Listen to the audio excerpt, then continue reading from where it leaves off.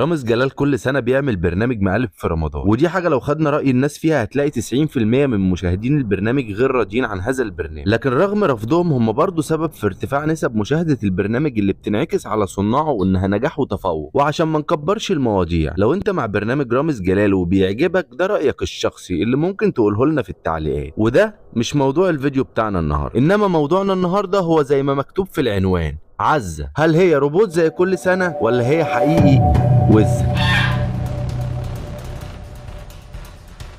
كل سنة الفنان رامز جلال بيعمل لنا مقلب في أصحابه الفنانين وقت الفطار بتوقيت مصر على MBC، والوقت ده خلاص بقى رسمي بيستناه الجمهور العربي كله من بعد أيام مسلسل كرتون بكار اللي انتهى من زمان. والغريب إنه كل سنة كان بيظهر مع رامز جلال روبوت غالي جدا في التقنية بتاعته، وبيكون مشارك معاه في تقديم الحلقات. لكن السنة دي بطلة البرنامج معاه وزة، وبيحاول يثبت في كل حلقة انها حقيقية اكتر من اللي قبلها، وده في حد ذاته مثير للشك ان عزة ما تطلعش حقيقية ولا حاجة وتكون مفاجأة هيعلن عنها في اخر حلقة اللي بيخصصها لكواليس البرنامج. وفي الفيديو ده هنعرض علامات استفهام عن الوز عزة ظهرت في تصوير البرنامج.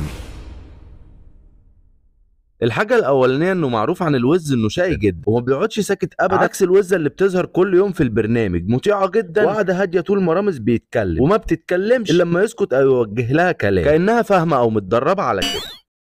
لو شفت حلقات من البرنامج هتلاقي دايما ان المشهد مش ظاهر فيه الوزة كلها، وان دايما نصها اللي تحت مختفي. ولو افترضنا انها حقيقية ومربوطة فده غير منطقي بالمرة، لكن لو افترضنا انها صناعية هيكون منطقي اكتر، لانها ممكن تكون متوصلة بأجهزة التحكم. الوز عزة بطلة أهم برنامج مقالب في رمضان 2023 هي اللي بتحدد المقلب اللي هيتعمل في الفنانين عن طريق الورقتين اللي رامز بيديهم لها، وهي بتختار واحدة منهم. والغريب إنها بتختار، يعني مفيش مرة ما اختارتش أو تطير مثلا أو تتصرف التصرف الطبيعي لأي طائر. يعني أنا هشهدك، يعني لو أي حد جاب قصاده وزة أو فرخة مثلا وحط لها ورقتين قدامها هتختار؟